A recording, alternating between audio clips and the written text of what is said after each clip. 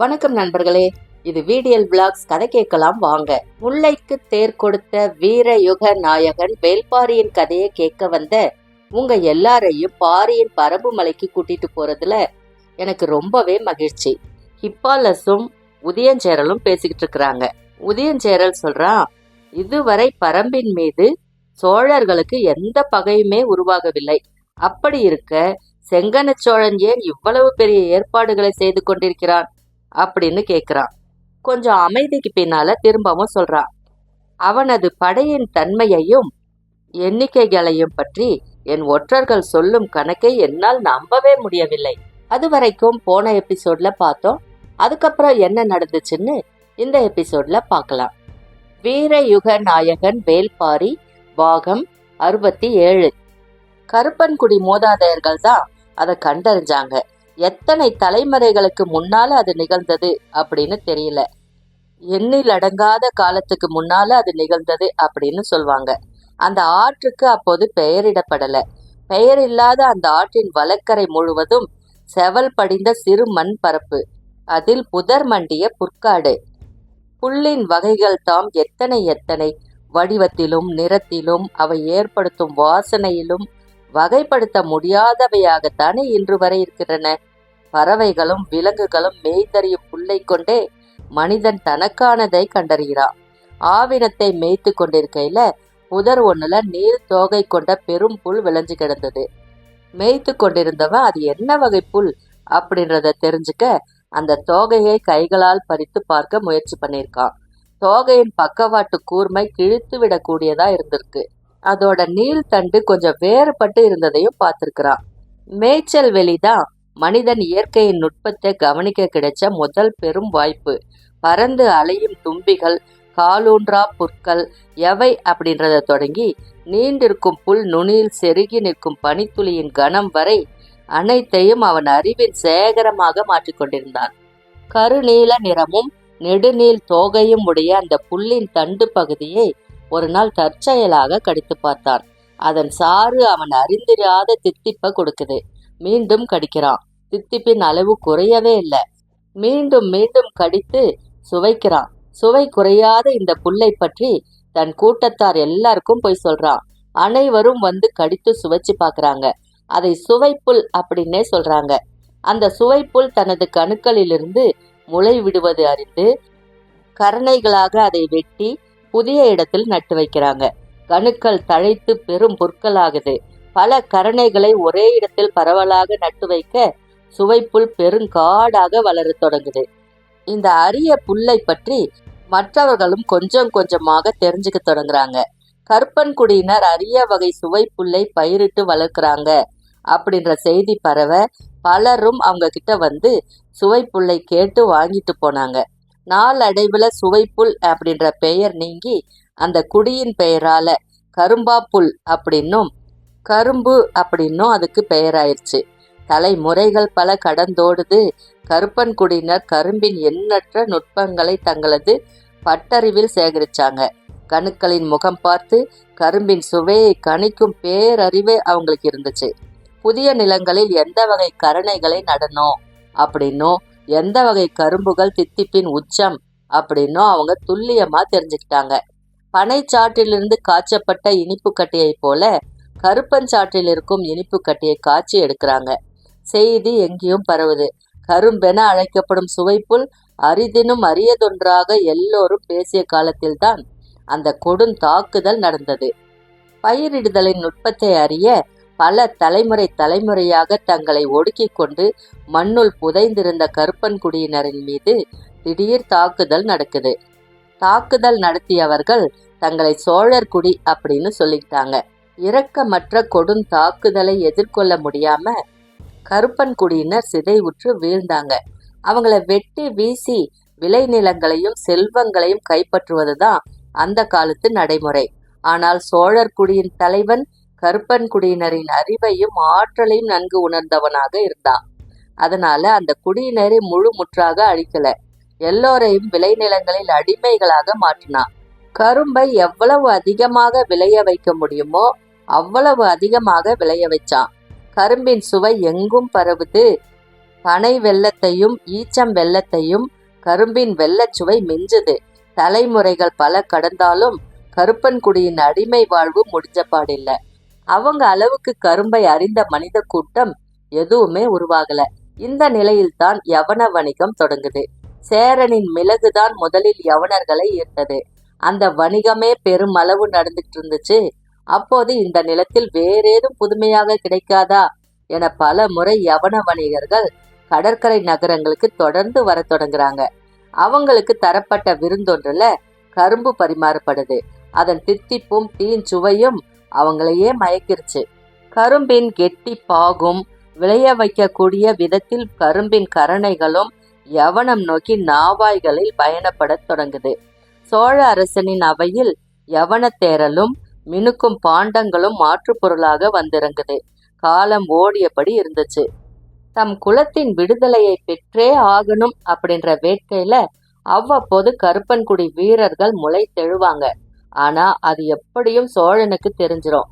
அந்த செயல் செய்தவர்களை அழித்து ஒழிப்பாங்க. ஆனாலும் மொத்த குடியையும் அழிக்காம பாதுகாத்தாங்க. கரும்பின் வியப்புறும் சுவையும் நுட்பமும் சோழர்களுக்கு தேவையாய் இருந்துச்சு. தீஞ்சுவை புல்லை கண்டறிந்த குடி எண்ணிலடங்காத தலைமுறைகளாக கண்ணீர் சிந்தியபடியே இருந்துச்சு. முளை தெழும் கரும்பின் முன்பகுதியில கருப்பன்குடியின் கண்ணீர் தேங்கியே இருக்கும் அப்படின்னு மக்கள் நினைச்சாங்க. எப்படியாவது இந்த நிலையிலிருந்து மீள வேண்டும் அப்படின்னு திட்டம் போட்டது வீரர்களின் கூட்டம் ஒண்ணு. அதற்கு தலைமையேற்றவன் தான் ஈங்கையன். எத்தனையோ முறை அழிக்கப்பட்ட அவங்களோட போராட்டத்தை இந்த முறை அழித்துவிட முடியாதபடி நன்கு திட்டமிட்டான். ஈங்கையன் இணையற்ற வீரனா இருந்தான். தனி மனித போரில் அவனை வெல்லக்கூடிய மனிதர்கள் யாருமே கிடையாது அப்படின்ற பேர் எடுத்தான். தன் தோழர்களையும் அதே போல வளர்த்தெடுக்கிறான். அவனோட அறிவு கூர்மையும் ஆற்றலின் வலிமையும் பெரும் நம்பிக்கையை கொடுக்குது. ஆனால் சோழன் இப்போது சிறு குடியன் அல்ல, பேரரசன். தன் மகன் செங்கன சோழனுக்கு சோழவேலன் முடிசூட்ட நாள் குறிச்சிருந்தான். முடிசூட்டு விழாவுக்கு முன்னர் நடக்கும் களப்பலி சடங்குக்காக சோழர்களின் குதிரைகள் கரும்பு காட்டுக்குள் சீறி பாய்ந்தது. மீண்டும் எதிர்பாராத தாக்குதல். கருப்பன்குடி வீரர்கள் சிதஞ்சாங்க. எதிரிகளின் படையை ஈங்கையன் தன்னந்தனியாக எதிர்கொண்டான். அவனது வாழ் வீச்சில் மயிரிழையில் தப்பி பிழைச்சான் சோழ நாட்டு தளபதி உரையன். ஆவேசமும் அதிசிறந்த வீரமும் உடைய ஈங்கையனின் தாக்குதலை எதிர்கொள்ள முடியாம பின்வாங்குறான் உரையன். முடிசூட்டு விழா காலத்துல சோழப்படை பின்வாங்கிய செய்தி பேரரசனை எட்டுமாயின் தன்னை கொன்றளிப்பான் அப்படின்னு முடிவு செய்த தளபதி இரவோடு இரவாக பல மடங்கு படைய திரட்டுறான். பின்வாங்கி ஓடியவன் விரைந்து திரும்பி வருவான் அப்படின்னு ஈங்கையன் எதிர்பார்த்தான். ஆனா பொழுது விடிவதற்குள்ள பெரும் படையோடு வந்து நிப்பான் அப்படின்னு எதிர்பார்க்கல. எண்ணற்ற இனக்குழுக்களை அழித்து பேரரசராக வளர்ந்து நிற்கும் அரசாட்சிக்கு முதுகெலும்பாக இருக்கிறது இத்தகைய படை வளம்தான். எதிரிகளின் படையை முடிந்தவரை போரிட்டு அழிச்சாங்க ஈங்கையனின் படையினர். சோழ தளபதி உரையன் இந்த முறையும் பின்வாங்க நேருமோ என அஞ்சும் அளவுக்கு இருந்தது ஈங்கையனின் தாக்குதல். ஆனால் அவனது வீரர்கள் பலரால் நிலைமையை நீண்ட நேரம் தாக்கு பிடிக்க முடியல. எண்ணிக்கையில மிக குறைந்த அவங்க கடும் தாக்குதலுக்கு பிறகு முழு முற்றாக சூழப்பட்டாங்க. வீழ்ந்தவர்களை முழுமையாக கொன்றழிக்கத்தான் நினைத்தான் உரையன். ஆனால் இவர்களின் உடல் அமைப்பையும் வலிமையையும் கணித்து மிக நல்ல விலைக்கு விற்கலாம் என முடிவு செய்து விலங்கிட்டு இழுத்து போனான். அவன் நினைச்சது போலவே கடல் வணிகர்கள் மிக நல்ல விலை கொடுத்து இந்த அடிமைகளை வாங்கிட்டாங்க. புதிய அடிமைகளை அடிமை தொழிலுக்கு பழக்குவது கொடூரமிக்கதொரு செயல். விலைக்கு வாங்கப்பட்டவர்களை ஊனமாக்காமல் அவர்களை உடலாலும் உள்ளத்தாலும் கூனி குறுகி உணர்ச்சியற்ற உயிரினமாக மாற்றணும். இதை செய்து முடிக்க கப்பல் தலைவன் ஒவ்வொருவனும் ஒவ்வொரு வழிமுறையை பின்பற்றுவான். ஈங்கையின் கூட்டத்தை விலைக்கு வாங்கிய கப்பலின் தலைவனோ அவங்களுக்கு எந்த வேலையும் கொடுக்காம விலங்கு பூட்டி கப்பலின் மேற்தளத்துல உட்கார வச்சிருந்தான். கப்பல் புகாரிலிருந்து வைப்பூருக்கு வந்து சேருது. வைப்பூரில் பொருட்கள் ஏற்ற இன்னும் 2 நாட்கள் ஆகும் அப்படின்ற நிலையில புதிதாக வாங்கியவர்களை முழு அடிமைகளாக மாற்றும் வேலையில இறங்குறான். வாங்கப்பட்டவர்களின் தலைவனான ஈங்கையனை மீகானின் கூம்பு மாட கம்பத்துல கட்டுறான். என்ன செய்ய போகிறான் அப்படின்னு மற்றவங்க மிரண்டு பார்த்துக்கிட்டு இருக்கும்போது அருகன்குடியில் வாங்கிய புது சாட்டையோட 3 பேர் 3 திசையில் நிற்கிறாங்க. விலாசல் தொடங்குது. விலங்கின் நரம்பிலும் மரத்தின் நரம்பிலும் செய்யப்பட்ட புது சாட்டைகள் இடைவிடாமல் ஈங்கையனை வெட்டி சிதைக்குது. கண் கொண்டு பார்க்க முடியாத கொடூரம் நடந்தேறுது. மற்ற வீரர்களெல்லாம் கதறி துடிக்கிறாங்க. இழுபடும் சாட்டையின் வீச்சுக்கு ஏற்ப குருதி துளிகள் நீண்டு சிதறுது. என்ன செஞ்சாலும் காது கொடுத்து கேட்க அங்க யாருமே இல்லை. பகல் முழுதும் அடிச்சாங்க. உடல் எங்கும் ரத்த விலாரா மாறி காலடியில நிறைந்து நிக்குது செங்குருதி. விலங்கிடப்பட்ட நிலையில் பார்த்து கொண்டிருக்கும் ஒவ்வொருத்தருக்கும் உள்ளம் ஒடுங்கி சிதைவுற்று அடிமைத்தனத்துக்குள் ஆழ புதைய வேண்டும் என்பதற்கு தான் இந்த கொடுமையை செய்றாங்க.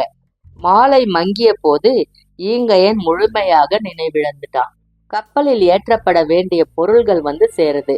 அவற்றை கப்பலில் ஏற்றும் வரை அடிப்பதை நிறுத்தி அந்த பணியை செய்ய தொடங்குறாங்க. கம்பத்தில் கட்டப்பட்டிருந்த ஈங்கையன் மயங்கிய நிலையில தலை தொங்கி கிடக்கிறான்.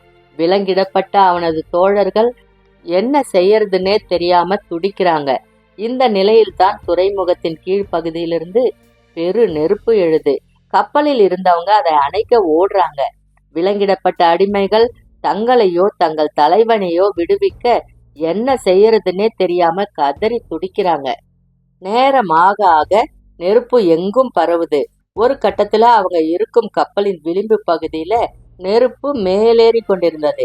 அவர்கள் பெரும் கூச்சல் எழுப்புறாங்க. அப்போதுதான் திரையர் கூட்டம் நெருப்பினில் நுழைந்து அவங்கள மீட்டு கொண்டு வந்தாங்க. இப்போ கபிலரும் உதிரனும் வேட்டுவன் பாறையில திசைவேழர சந்திச்சுட்டு மீண்டும் எவ்வியூருக்கு புறப்படுறாங்க. வழியில் தான் ஈங்கையனின் கதையை உதிரன் கபிலருக்கு சொல்லிக்கிட்டே வந்தான். இத்தனை மாதங்களாகியும் ஈங்கையனும் அவன் கூட்டத்தாரும் தாங்கள் யார் அப்படின்னு வாய் திறந்தே பேசல. சோழ பேரரசன்தான் தங்களின் எதிரி என தெரிந்தால் யாரும் தங்களுக்கு பாதுகாப்பு அளிக்க மாட்டாங்க அப்படின்னு அவங்க நினைச்சிருக்காங்க.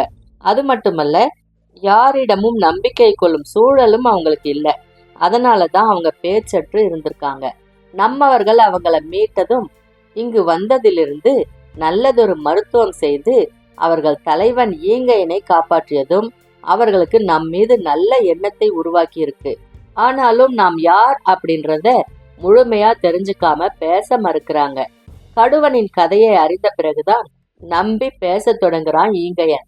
அவங்களோட குடி அடைந்த துயரம் சொல்லி மாளாது அப்படின்றான் உதிரன். இதையெல்லாம் கேட்டுக்கிட்டே நடந்த கபிலர் அடிக்கரும்பின் தித்திப்புக்காக மனம் எத்தனை முறை ஏங்கியுள்ளது. ஆனால் அவையெல்லாம் இந்த குடியின் குருதியில் தானே விளைந்துள்ளன. பூத்த கரும்பும் காய்த்த நெல்லும் உடையது சோழனின் கழனி அப்படின்னு புலவர்கள் பாடுறாங்க. ஆனால் அந்த கழனி கரும்பாக்குடி சிந்திய குருதியால் தான் உலராமல் இருக்கிறது அப்படின்னு சொல்றாரு. உதிரன் கபிலரின் சொற்களை கேட்டபடி அமைதியா நடந்து வந்துட்டு இருந்தான்.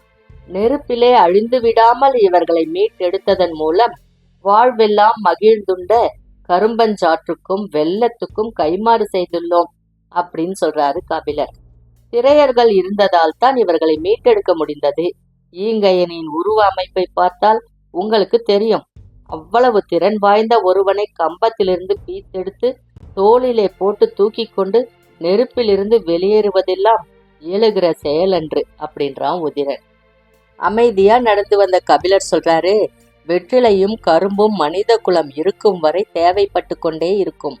தமது இலையாலும் தண்டாலும் சாற்றாலும் மனிதனுக்கு அருமருந்தை தந்தபடியே தான் இருக்கும். அந்த அரிய பயிரினங்களை கண்டறிந்த ஆதிக்குடிகள் எப்படியெல்லாம் வேட்டையாடப்படுகிறார்கள். அவர்கள் கண்டறிந்த உயிர் செல்வங்களுக்கு நாம் செய்யும் கைமாறு இதுதானா? ஏக்க பெருமூச்சோடு பாறையை பிடித்து மேலேறிக்கிட்டு இருந்தாரு கபிலர். சொல்லின் வலி உள்ளத்தின் உறுதியை தளர்த்த வல்லது. இதை விட கடினமான செங்குத்து பாறையை கூட குனிந்து உட்காராமல் நிமிர்ந்தபடி மேலேறிய கபிலர் இந்த சிறு பாறையை கடக்க உட்கார்ந்து நகர்கிறார். அவரின் செயலை உன்னிப்பா கவனித்த உதிரன் பேச்சை மாற்றி அவரின் எண்ணங்களை திருப்ப முயற்சி செய்கிறான். உங்களை காண வந்த பெரியவரோடு 2 இளைஞர்கள் உதவிக்கு வந்தார்கள் அல்லவா அப்படின்னு கேட்கிறான். பாறையை கவனமாக கடந்த பிறகு நிமிர்ந்த கபிலர், ஆம், திசைவேழரின் மாணவர்கள், வங்கைமான் முத்துக்கோலன் என்று பெயர் சொன்னார்கள் அப்படின்னு சொல்றாரு. அவர்களில் ஒருவனாவது படைவீரனாகவோ ஒற்றனாகவோ இருப்பான் என நானும் நீலனும் நினைத்தோம். ஆனால் அப்படியல்ல, இருவருமே அவரின் மாணவர்கள் தாம். அவர் காலத்தை கணிக்கும் பேராசான். இது போன்ற செயல்களுக்கெல்லாம் மனிதர்களை பயன்படுத்திவிட முடியாது. இயற்கையின் பேர் இயக்கத்தை கணித்து கொண்டிருப்பவர்கள் மனிதர்களின் கீழ்மைக்கு துணை போக மாட்டார்கள். கபிலர் சொல்லி முடிக்கும் முன்னர் சற்றும் இடைவெளியின்றி உதிரன் கேட்கிறான், பாண்டிய பேரரசுக்காகத்தானே அவர் இங்கு வந்தார்? இல்லை, அவர் நம்பும் உண்மைக்காக வந்தார். இயற்கையின் உள் நரம்புகள் மனிதனின் கைகளுக்கு மிக அரிதாகவே அகப்படும். அப்படி ஒன்று தெய்வ வாக்கு விலங்கின் வடிவில் அகப்பட்டுள்ளது. அதை இழந்துவிடக் கூடாது என்ற தவிப்பில் தான் வந்துள்ளார் அப்படின்னு சொல்றாரு. அவரின் கூற்றில் உண்மை இருக்கிறதா அப்படின்னு கேட்கிறான் உதிரன். அடுத்த பாறையில் ஏறாமல் அப்படியே நிற்கிறாரு கபிலர். பாறையின் மேலேறிய உதிரனுக்கு கபிலர் ஏன் ஏறாமல் இருக்கிறார் அப்படின்னு காரணம் புரியல. நான் எங்கே நிற்கிறேன் அப்படின்னு கேட்கிறாரு கபிலர். கீழே நிற்கிறீர்கள் அப்படின்னா உதிரன். காரமலையின் உச்சியில் நின்றாலும் நான் கீழே நிற்பதாகத்தானே உனக்கு தோன்றுகிறது அப்படின்றாரு. கபிலர் என்ன சொல்ல வராருன்னு உதிரனுக்கு புரியல. கபிலர் விளக்குறாரு, உண்மை என்பது இருக்கும் இடம் சார்ந்தது. அதனால்தான் நான் கீழே இருப்பதாக கன நேரத்தில் நீ முடிவு செய்து விட்டாய். நீ சொல்வது உன்னளவில் மட்டுமே உண்மை, அதுவே முழு உண்மையாகி விடாது. எல்லோரும் ஓரிடத்தில் நிற்கப் போவதில்லை. எனவே எல்லோருக்குமான பொது உண்மை இருக்க போவதே இல்லை. கபிலரும் உதிரனும் எவ்வியூர் அடைந்த போது தேக்கனும் காலம்பனும் ஊர் திரும்பியிருந்தாங்க. அனங்கனும் அவன் குழுவினரும் காட்டெருமை கூட்டத்தோட எந்த மலையில் அலைகிறார்கள் அப்படின்றத பத்தி பலரும் அவங்க கிட்ட விசாரிச்சுக்கிட்டு இருந்தாங்க. கபிலர் வந்து சேர்ந்ததும் விசாரிப்புகள் எல்லாம் அவர் பக்கமா திரும்புது. அவரின் ஆசானை பற்றி அறிந்து கொள்ள எல்லோருக்கும் ஆர்வம் இருந்தது. பாட்டாப்பிரையில் பெரியவர்கள் காத்துட்டு இருந்தாங்க. ஆனால் பாரியை பார்க்க போன கபிலர் நள்ளிரவு ஆகியும் வரவே இல்லை. பாரியின் அவையில் தான் அந்த உரையாடல் நடக்குது. தனக்கும் திசைவேழருக்கும் நிகழ்ந்த சந்திப்பை பற்றி முழுமையா விளக்குறாரு கபிலர். உடன் தேக்கனும் முடியனும் இருக்கிறாங்க. திசைவேழர் வந்ததன் நோக்கத்தை பாரியால கணிக்க முடிஞ்சது. தேவவாக்கு விலங்கு வடதிசை நோக்கித்தான் உட்காரும் என்பது அனைவரும் அறிந்த ஒன்றுதான். ஆனால் அதற்கு இப்படி ஒரு பயன்பாட்டு காரணம் இருக்கும் என நினைக்கவில்லை அப்படின்றான் பாரி. அது வடதிசை நோக்கி மட்டுமே உட்காரும் என்பது உங்கள் அனைவருக்கும் தெரியுமா அப்படின்னு கேட்கிறாரு கபிலர். இது கூடவா தெரியாமல் இருப்போம் அப்படின்றான் முடியன். தேவவாக்கு விலங்கை கொற்றவையின் குழந்தை என்று தானே சொல்கிறோம். கொற்றவைக்கு வடக்குவா செல்லி என்றொரு பெயர் உண்டு என்பதை நீங்கள் அறிய மாட்டீர்களா? கொற்றவை கூத்தின் போது அனைத்து நாட்களும் அது கீழிறங்கி வந்துதானே பழத்தை எடுத்தது. அப்போதெல்லாம் அது உட்கார்ந்ததை நீங்கள் கவனித்து அறியவில்லையா அப்படின்னு கேட்கிறான் பாரி. கபிலர் திகைச்சு போயிட்டாரு. அவை மிகவும் அஞ்சியபடி வந்து பழத்தை எடுத்து செல்வதை கூர்ந்து கவனித்தேன். ஆனால் அவற்றின் தனித்த நடவடிக்கையை கவனத்தில் கொள்ளவில்லை அப்படின்றாரு கபிலர். இந்த உரையாடலை கேட்டுட்டு இருந்த தேக்கன் இடுப்பு துணியில் மடித்து வைத்திருந்த வெற்றிலையை எடுத்துக்கொண்டே சொல்றாரு, திசைவேழரின் வருகையிலும் நாம் கவனிக்க தவறும் தனித்த விஷயங்கள் இருந்துவிடக்கூடாது. தேக்கனோட சொல் சற்றே கடுமையானதாகத்தான் இருந்தது. ஆனாலும் இன்முகத்தோடு தான் கபிலர் அதை எதிர்கொள்றாரு. கவனம் தவறிவிடக் கூடாது என்பதில் நான் மிகுந்த எச்சரிக்கையுடன் இருந்தேன் அப்படின்றாரு. பாண்டியனின் பெருந்துறைமுகமான வைப்பூர் துறைமுகமே நம்மவர்களின் தாக்குதலால் அழிந்திருக்கிறது. அப்படி இருந்தும் இவ்வளவு மென்மையான முயற்சியை பாண்டியன் ஏன் செய்கிறான் அப்படின்னு கேட்கிறாரு தேக்கன். கபிலர் கிட்ட இதற்கான விடை இல்லை. சிந்திச்சுக்கிட்டே உட்கார்ந்திருக்காரு. பெருந்தாக்குதலுக்கான ஆயத்த முயற்சியில் இருப்பவர்கள் நாங்கள் அப்படியல்ல என காட்டிக்கொள்ள முயல்வார்கள். இந்த முயற்சி அப்படிப்பட்ட ஒன்றுதான் அப்படின்னு சொல்றாரு தேக்கன். ஆழ்ந்த சிந்தனைக்கு பின்னால அதற்கும் வாய்ப்பிருக்கிறது அப்படின்னு கொஞ்சம் மெல்லிய குரல்ல சொல்றாரு கபிலர். அதை கவனித்த பாரி கேட்கிறான், உங்களுக்கு ஏன் அவ்வாறு தோன்றியது? முதலில் மிகுந்த சினத்தோடு பரம்பை குற்றம் சாட்டி பேசிய திசைவேழர் எனது விளக்கத்துக்கு பிறகு சற்றே அமைதியானார். அவரின் நோக்கம் திசையறியும் ஒரு விலங்கை பயன்படுத்த வேண்டும் என்பதுதான், அதில் ஐயமில்லை. ஆனால் அடுத்தடுத்த நாட்களில் அவரின் முகம் மிகவும் வாடி இருந்தது. நான் அவரை நன்கு அறிவேன். எளிதில் தளராத மனிதர் அவர். அவரின் கண்கள் ஒன்றுக்கு மேற்பட்ட முறை கலங்கின. அதற்கு காரணம் உள்ளுக்குள்ளிருந்த குற்ற உணர்வு. அங்கு நடக்கும் பல முயற்சிகளை அவர் அறிவார். அதை பகிர்ந்து கொள்ள முடியாத நிலையில் உள்மனம் அவரை கலங்கச் செய்திருக்கும் அப்படின்னு சொல்றாரு. அவரை கூர்ந்து பார்த்து கொண்டிருந்த தேக்கன், புலிமுன் ஆடு என்பது திசைவேழருக்கு சொல்லப்பட்ட சொல்லன்று, பாண்டியனுக்காக சொல்லப்பட்ட சொல். பரம்பின் முன் அவனது பெரும் படை அடங்கி ஒடுங்கும் என்பது பாண்டியனின் காதுகளுக்கு போய் சேர வேண்டும் அப்படின்னு சொல்றாரு. ஒரு கணம் உறைஞ்சு போயிட்டாரு கபிலர். அங்கு பேசிய பேச்சு அதற்குள் எப்படி இங்கு வந்து சேர்ந்தது? திகைத்த கண்களோடு தேக்கனை பார்க்கிறாரு. அவர் வெற்றிலையை மெல்வதற்கு ஏற்ப நன்றாக மடிச்சுக்கிட்டு இருந்தாரு. உதிரன் கரும்பாக்குடியின் கதையை சொன்னான். எனக்கு அவர்களை பார்க்க வேண்டும் போல இருக்கிறது. அவர்கள் யார் என தெரிந்த பிறகும் ஈங்கையனை அழைக்காமல் ஏன் வந்தீர்கள் என உதிரனை கோபித்தேன் அப்படின்னு சொல்றான் பாரி. பேச்சின் போக்கை எவ்விடம் மாற்ற வேண்டும் அப்படின்றது பாரி அளவுக்கு நன்கு உணர்ந்தவர் யாருமே கிடையாது அப்படின்றது கபிலருக்கு நல்லாவே தெரியும். திசைவேழர் தனக்கு சிகிச்சை செய்த மருத்துவர்களிடம் நிறைய பேசினார். அந்த பேச்சுக்கள் எல்லாம் இங்கு வந்து சேர்ந்திருக்கின்றன. அவர் என்னவெல்லாம் பேசினார் என்பது கபிலருக்கு கூட முழுமையாக தெரியாது. அவரின் எண்ண ஓட்டங்களை கண்டறிய மருத்துவர்களுக்கு கூடுதல் வாய்ப்பு இருந்திருக்கும். அவர் சொன்ன சொற்களிலிருந்துதான் தேக்கன் இந்த முடிவுக்கு போயுள்ளார் என்பதை கபிலர் உணர்ந்த போது அது குறித்த பேச்சை நீட்டிக்க வேண்டாம் என்றுதான் பாரி ஈங்கையனின் பேச்சை எடுத்தான். பாரியின் எண்ணத்தை புரிந்து கொண்டு கபிலர் சொல்றாரு, நாங்கள் மலை ஏறும் போதுதான் ஈங்கையனின் கதையை உதிரன் சொன்னான். அவர்களை பார்க்காமல் வந்துவிட்ட கவலை எனக்கும் உண்டு. வெற்றிலையை வாயில் மென்றபடி தேக்கன் கேட்டார். என்ன சொன்னார் வேட்டூர் பழையன்? உங்களுக்கு தெரியாமல் என்னிடம் எதுவும் சொல்ல போகிறாரா, அல்லது என்னிடம் சொல்லியது எதுவும் உங்களுக்கு தெரியாமல் இருக்க போகிறதா என நினைத்து கொண்டே 4 நாட்கள் அல்லவா நிறைய பேசினோம். குறிப்பாக நீலன் மயிலாவின் மணவிழா பற்றி கண்கள் பூக்க பேசினார் அப்படின்னு சொன்னாரு கபிலர். மென்று சுவைத்த வாயின் அசைவு சட்டென நின்றது. காலம் தாழ்த்துவது அழகல்ல அப்படின்னு நினைச்சுக்கிட்டு இருந்த எண்ணத்தை கிளறி விட்டது கபிலரின் சொல். திரும்பி பாரியை பார்க்க நினைத்தவர் அதை தவிர்த்து மீண்டும் கபிலரின் பக்கமே திரும்புறாரு. தேக்கனின் எண்ண ஓட்டத்தை மட்டுமல்ல, பழையனின் எண்ண ஓட்டத்தையும் நன்கு அறிந்த பாரி சொல்றான், இந்த கார்காலத்தில் தான் மணவிழாவை முடிவு செய்திருந்தோம். ஆனால் எதிர்பாராத பலவும் நடந்துவிட்டதால் மணவிழாவை நடத்த முடியாமல் போய்விட்டது.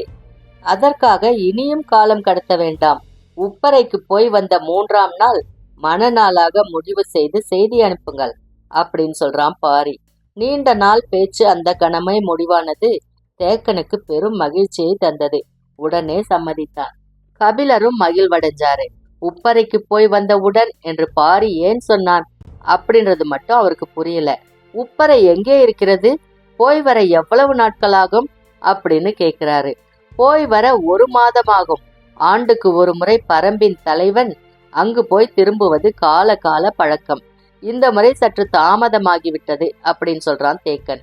நீலன் மயிலாவின் மணவிழா ஏற்பாடு உறுதியான மகிழ்வில் வெற்றிலையை வேக வேகமாக மடித்து வாயில் திணித்து கொண்டே கேட்டார்.